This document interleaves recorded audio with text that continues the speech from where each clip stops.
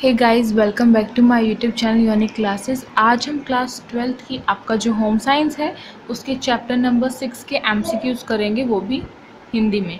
तो चलिए जल्दी से स्टार्ट करते हैं। और मेरी एक रिक्वेस्ट है आप सभी से, मैं जितने भी आपको क्वेश्चंस करा रही हूँ आपको उनके आंसर मुझे कमेंट बॉक्स में बताने हैं।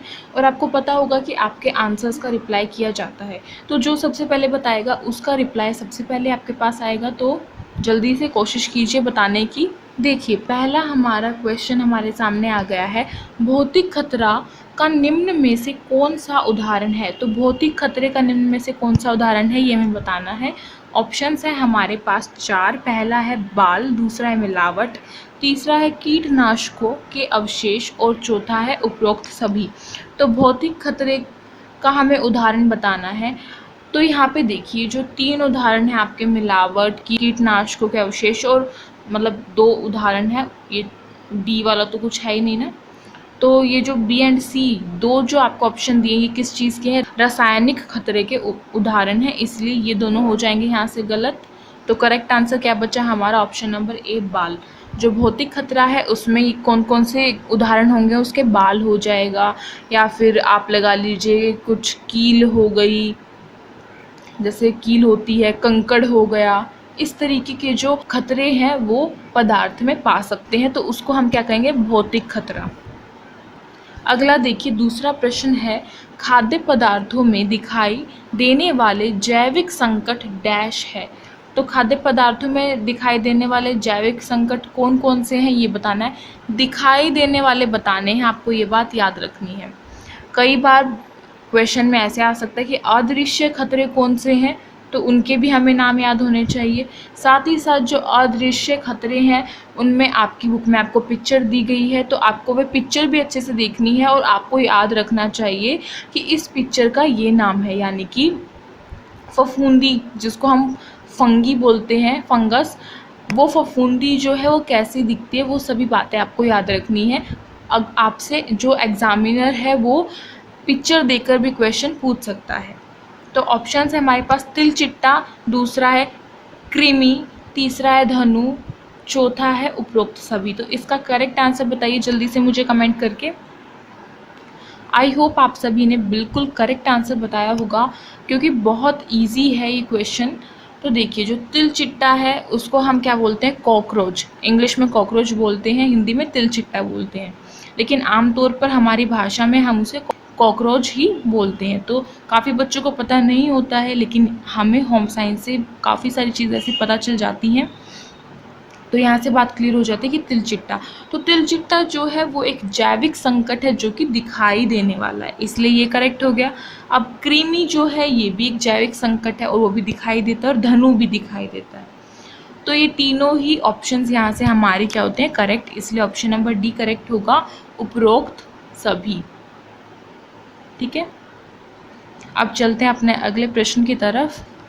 अगला देखिए तीसरा प्रश्न हमारे पास, खाद्य संक्रमण का उदाहरण है। अब खाद्य संक्रमण का उदाहरण कौन सा है, इसमें से ऑप्शंस हैं आपके पास 4, बताइए जल्दी से मुझे कमेंट करके। पहला है सालेमोनेला, दूसरा है झल्ली, तीसरा है अतिसार और चौथा है जंतु परपोषी। तो इसका करेक्ट आंसर क्या होगा, ऑप्शन नंबर ए, साल्मोनेला। अब साल्मोनेला की यहाँ पे आपको स्पेलिंग मिस्टेक दिख रही होगी, इसमें पूरा ल नहीं आधा ल आता है, इसलिए ये क्या हो जाएगा, स आ आधा ल, फिर म ओ न ए ल। ठीक है, तो बीच में यहाँ पे आधा ल आएगा, इसे आप करेक्ट कर लीजिएगा। कई बार स्पेलिंग्स भी जो हैं वो गलत हो जाती हैं, तो उसको हमें ध्यान में रखते हुए चलना चाहिए। अगला देखिए चौथा प्रश्न है हमारे पास, खाद्य गुणवत्ता से आप क्या समझते हो। तो खाद्य गुणवत्ता से आप सभी क्या समझते हैं, जल्दी से बताइए, मुझे तो तभी पता चलेगा कि आप लोग क्या समझते हो। ऑप्शंस आपके पास हैं, किसी भी एक ऑप्शन को टिक कर दीजिए जल्दी से। पहला है जो उपभोक्ताओं की दृष्टि से सुरक्षित और स्वीकार्य है, दूसरा है मानक, तीसरा है हानिकारक और चौथा है पता नहीं। तो इसका करेक्ट आंसर होगा ऑप्शन नंबर ए, जो उपभोक्ताओं की दृष्टि से सुरक्षित और स्वीकार्य है, यानी कि जो उपभोक्ता, जो खरीदार हैं, जैसे कि हम लोग, हम दुकान से कुछ ना कुछ चीज़ें खरीद कर लाते हैं, तो उपभोक्ताओं की दृष्टि हमारी नज़र में जो चीज़ सुरक्षित है यानी कि हम उसे खाएंगे तो हम बीमार नहीं पड़ेंगे, और जिसको हम अपने यूज़ में लाते हैं, हम उसे अच्छे तरीके से स्वीकार करते हैं, अपनाते हैं, उसी को हम कहते हैं खाद्य गुणवत्ता। इसलिए ऑप्शन नंबर ए यहाँ से आपका करेक्ट आंसर हो जाएगा। नेक्स्ट है 5th क्वेश्चन है हमारे पास, खाद्य उद्योग में डैश जीविका का अवसर है। तो खाद्य उद्योग में कौन कौन सी जीविका यानी कि करियर के अवसर मिलते हैं हमें। तो ऑप्शन है गुणवत्ता नियंत्रण प्रबंधन, दूसरा है शोध और विकास विभाग, तीसरा है खाद्य सुरक्षा प्रबंधक, और चौथा है उपरोक्त सभी। तो इसका करेक्ट आंसर होगा ऑप्शन नंबर डी, उपरोक्त सभी। जिन्होंने भी डी को करेक्ट किया है उन सभी का आंसर बिल्कुल करेक्ट है। क्यों है? क्योंकि ये तीनों ही जो हैं, इन तीनों फील्ड में हमें नौकरी जो है, हम अपना करियर जो है बना सकते हैं। इस क्वेश्चन से फ़ायदा क्या हुआ, आपको ये तीनों जो नाम हैं ये अच्छे से याद हो गए होंगे। तो आपसे पूछा भी जा सकता है कि खाद्य उद्योग में कौन कौन सी जीविकाएं हैं, उनके नाम बताइए, इस तरीके से भी आ सकता है। तो इसलिए आपको ये याद हो गए, तो यहाँ से आपको बेनिफिट हो गया। क्वेश्चन नंबर 6 है, कंपनी मानक का उदाहरण डैश है। अब कंपनी मानक का उदाहरण क्या है ये बताना है। जो कंपनी अपनी तरफ से वो लगाती हैं, जैसे कि खाना सुरक्षित अच्छे से उपभोक्ताओं के पास सुरक्षित जाए, सुरक्षित हो, वो उससे कोई नुकसान ना हो, तो वो कंपनियां लगाती हैं सरकार की नीतियों को चुरा के, तो उसे कहते हैं कंपनी मानक। अब इसका उदाहरण है ISI, इसलिए ऑप्शन नंबर ए यहाँ से करेक्ट होगा। बाकी के ये सब क्या है, गलत आंसर है। 7वां प्रश्न देखिए, खाद्य पदार्थों के उदाहरण क्या हैं। तो खाद्य पदार्थों के उदाहरण बताने हैं हमें। पहला है गीज़र, दूसरा है पंखे, तीसरा है बिस्कुट, और चौथा है कुर्सी। यहाँ पे कुर्सी आपको सही से दिख नहीं रहा होगा, इसके ऊपर ऐसे र की मात्रा रहेगी सी के ऊपर, ठीक है। तो अब देखिए यहाँ पे खाद्य पदार्थों के उदाहरण पूछे, बहुत ही इजी सा क्वेश्चन है। बाकी जो ये देखिए option number A, B and D बिल्कुल गलत आंसर है, क्योंकि करेक्ट आंसर होगा हमारा सी, बिस्कुट। क्योंकि खाद्य पदार्थ का मतलब क्या होता है, जो चीज़ हम खा सकते हैं, जैसे कि इसमें आ गया दूध आ गया, मतलब खा भी सकते हैं, पी भी सकते हैं। दूध आ गया, दाल आ गई, बिस्किट आ गए, या फिर आपकी टॉफ़ी आ गई, चॉकलेट आ गई, चावल आ गए, फ्रूट्स आ गए, वेजिटेबल्स आ गए, ये सभी जो चीज़ें हैं ये खाद्य पदार्थों के अंदर ही आएंगी। इनफैक्ट ये खाद्य पदार्थ ही हैं जो हम लेते हैं। अगला प्रश्न है 8वां। यहाँ पे आपको एक प्यारी सी पिक्चर दिखाई हुई है, और इसमें बोला गया है इस तस्वीर को देखकर बताइए कि यह क्या है। तो इस तस्वीर को देखकर बताना है कि ये क्या है, जल्दी से बता दीजिए। आपको पिक्चर भी नज़र आ रही होगी। ऑप्शन नंबर ए है हमारे पास खाद्य परीक्षण, बी है खाद्य निरीक्षण, सी है खाद्य मानक, और डी है खाद्य पदार्थ। तो इसका करेक्ट आंसर होगा ऑप्शन नंबर बी, खाद्य निरीक्षण, ठीक है। अब यहाँ पे मैं आपको एक बात बोलूँ, तो मैंने आपको पहले बोला था स्टार्टिंग में वीडियो के कि आपको अपने सभी क्वेश्चंस के आंसर कमेंट बॉक्स में बताने हैं। तो आपको अपने राइट आंसर पता चलते जा रहे हैं जैसे जैसे आप वीडियो देख रहे हैं। मींस आप पॉज करके आंसर देंगे और फिर वीडियो को बाद में कंटिन्यू करेंगे, तो उस टाइम पे आपको आपका करेक्ट आंसर पता चल जाता है कि आपका आंसर करेक्ट है या रॉन्ग है।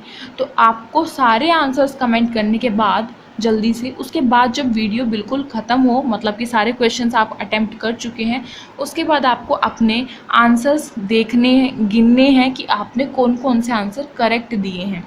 और हर एक क्वेश्चन का कितना नंबर है, 1 मार्क है। ये एक टेस्ट के थ्रू आप समझ सकते हैं इसको, आप MCQ समझें, टेस्ट समझें, वो आपके ऊपर डिपेंड करता है। तो यहाँ पे मेरी तरफ से एक टेस्ट टाइप है ये, तो एक क्वेश्चन का 1 नंबर मिलेगा, ठीक है। टोटल क्वेश्चन है हमारे पास 10, तो 10 में से नंबर मिलेंगे, तो आप 10 आउट ऑफ जितना आपका स्कोर होता है, मान लीजिए आपका 10 ही होता है, मेरा मानना ये है कि सभी बच्चों का 10 आउट ऑफ 10 स्कोर हो, तो आप उसे अपना कमेंट में लिख देंगे कि मैम मेरे 10 आउट ऑफ 10 स्कोर इस टेस्ट में हुए हैं, ठीक है। और जिनके अगर कम भी हो जाते हैं, कोई बात नहीं, क्या फ़र्क पड़ता है, अगली बार से मेहनत करेंगे और दोबारा से अच्छे मार्क्स लाएंगे, ठीक है। तो आप सभी को 10 में से 10 लाने हैं, पूरी कोशिश कीजिएगा।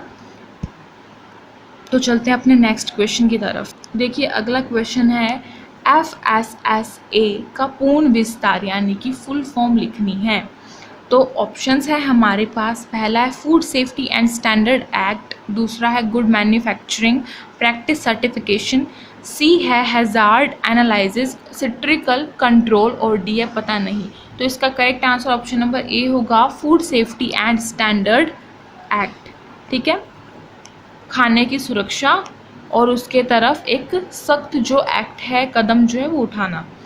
तो FSSA का ये फुल फॉर्म है, आप सभी को ये याद होना ही चाहिए, आपसे MCQ में पूछा जाएगा, वेरी वेरी इम्पोर्टेंट है ये। अगला देखिए 10 क्वेश्चन है, मैं नंबरिंग डालना भूल गई हूँ। तो 10 क्वेश्चन है हमारा कोडेक्स, यहाँ पे जो क है ये आधा आएगा, तो इसको आप कट कर लीजिए, आधा कर लीजिएगा।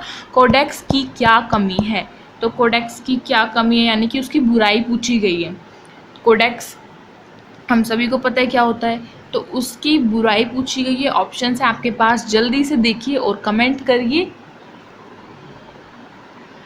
पहला है ऑप्शन, इसमें बहुत धीमे परिवर्तन होते हैं, दूसरा है इसमें बहुत तेज़ी से विकास होता है, तीसरा है यह कार्य को सही तरीके से नहीं करता, और चौथा है उपरोक्त सभी। तो यहाँ पे बुराई पूछी, इसका मतलब ये नहीं है कि हमें ऑप्शन सी को करेक्ट कर देना है कि ये जो कार्य है ये सही तरीके से नहीं करता है, इसको सी को हम कट कर देंगे क्योंकि ये सही नहीं है। जो कोडेक्स है वो हमारे फ़ायदे के लिए ही तो किया गया है, इसलिए ये तो है ही नहीं। उपरोक्त सभी भी यहाँ से कट हो जाएगा क्योंकि जब एक ऑप्शन कट हो गया तो ऑल ऑफ दीज तो है ही नहीं फिर।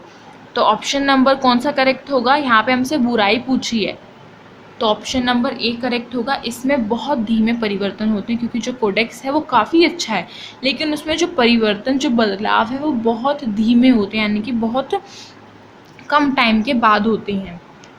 तो यहाँ पे आपके 10 क्वेश्चंस कंप्लीट होते हैं। अब बारी आती है आपको अपने मार्क्स काउंट करने की और कमेंट में बताने की कि मैम मेरे इतने मार्क्स आए हैं, मेरे 10 आउट ऑफ 10 आए हैं या फिर मेरे 10 आउट ऑफ 9 आए हैं। फिर उसके हिसाब से मैं आप सभी को अप्रिशिएट करूँगी, और मेरा मानना यही है कि सभी बच्चों के बहुत अच्छे मार्क्स आएंगे क्योंकि उन्होंने अपनी तैयारी जो है वो पूरी जम के की होगी। और अगर नहीं भी आते हैं तो कोई बात नहीं, आपको पता चल जाएगा कि आपके कितने मार्क्स आ रहे हैं, क्योंकि अब जो है इतने टेस्ट वगैरह स्कूल्स में भी नहीं हो पाते हैं। इसलिए मैंने सोचा कि मैं आपका एक शॉर्ट टेस्ट ले लूँ, जिससे MCQ टेस्ट, जिससे कि आपके अंदर थोड़ा कॉन्फिडेंस लेवल भी आ जाए, और जिन बच्चों ने अभी तक जो अपनी प्रेपरेशन है वो पूरी अच्छी तरीके से नहीं की है, उनको पता चल जाए कि मुझे अभी इसमें करना है। लेकिन हाँ, आपको कॉन्फिडेंस लाना है। किसी के 10 आउट ऑफ 10 आते हैं तो आपके अंदर कॉन्फिडेंस आना चाहिए, ओवर कॉन्फिडेंस नहीं आना चाहिए। 10 आउट ऑफ 10 आए हैं, आपको एक बात बताती हूँ मैं, जिस बच्चे के 10 आउट ऑफ 10 आते हैं उसको अपना एक भी नंबर अगली बार से गिराना नहीं है, चाहे कुछ भी हो जाए। क्योंकि यही बात होती है कि अगर हमारी फ़र्स्ट पोजीशन आती है तो फर्स्ट पोजीशन वाले स्टूडेंट के लिए बहुत अहमियत रखती है ये बात कि उसको सेकंड नहीं आना है नेक्स्ट टाइम, उसको अपनी पोजीशन पे ही अड़े रहना है बिल्कुल, और जिसकी सेकंड आई है उसको फर्स्ट आने की कोशिश करनी है। ठीक है, आई होप आपको यहाँ से बात अच्छे से क्लियर हो गई होगी, मेरे MCQs आपको अच्छे लगे होंगे। अगर अच्छे लगें तो प्लीज़ इसे लाइक कर दीजिएगा, शेयर कर दीजिएगा अपने फ्रेंड्स के पास, ताकि वो भी देख सकें और मेरे इस MCQ टेस्ट का वीडियो का हिस्सा बन सके। और कमेंट्स करना मत भूलिएगा, बिल्कुल आपको करनी है, चाहे कितने भी कम नंबर आए चाहे कितने भी ज़्यादा आए, आपको करनी है। मैं किसी को कभी भी डांटूंगी नहीं कि कम नंबर आए हैं तो ये करो, बस ये होगा कि आपको थोड़ी सी मेहनत और करनी पड़ेगी। और अगर अभी तक आप चैनल पर नए हैं तो प्लीज़ इसे सब्सक्राइब कर लीजिए और साइड में जो बेल आइकन है उसे प्रेस कर दीजिए, जिससे कि आपके पास न्यू वीडियोस की नोटिफिकेशन सबसे पहले आएगी। और एक और बात मेरे को आपको कहनी है कि आपको टेलीग्राम ID पता है यूनिक क्लासेस के नाम से, जिनको नहीं पता है अब पता चल गया है तो जल्दी से जाके उसे ज्वाइन करो। उस पर काफ़ी इन्फॉर्मेशंस जो है हमें देनी पड़ती है, इसलिए प्लीज़ इसे ज्वाइन कर लीजिए। आज के लिए इतना ही। और मैं बता दूं कि ये चैप्टर नंबर 6 जो आपका MCQ आज हुआ है, ये उसका पार्ट नंबर कौन सा है, 1 है। पार्ट नंबर 2 अभी आने वाला है, ठीक है, उसके लिए वेट कर लीजिए, पार्ट नंबर 2 आ जाएगा। तो मैं मिलती हूँ पार्ट नंबर 2 में, तब तक के लिए आप लोग पढ़ते रहिए, अपना ध्यान रखिए। Thank you.